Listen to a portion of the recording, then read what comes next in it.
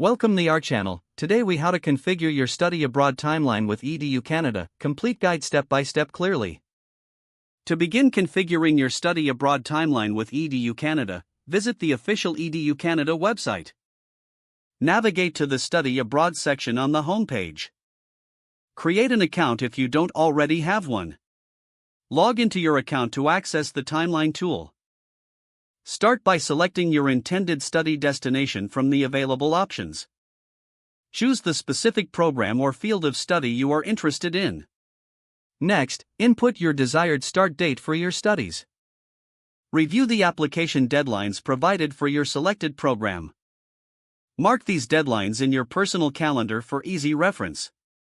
Consider any additional requirements, such as language proficiency tests. Add any necessary preparation time for these tests to your timeline. Next, outline the steps needed for your application. These may include gathering transcripts, recommendation letters, and personal statements.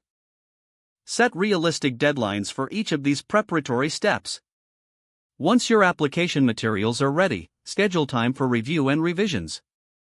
After finalizing your application, submit it before the official deadline. Keep track of any communication from institutions regarding your application status. If accepted, you will need to plan for your visa application process. Research the specific visa requirements for your chosen destination. Gather all necessary documentation for the visa application.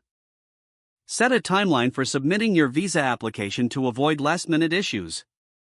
Next, consider your accommodation options. Research housing options near your institution and set deadlines for applications. Create a checklist for essentials you need to prepare before departure. Finally, review your entire timeline and make any necessary adjustments. Stay organized and proactive as you prepare for your study abroad experience.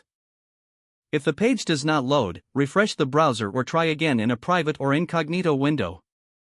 Make sure you are using the correct email address, then retype it carefully to avoid small typos.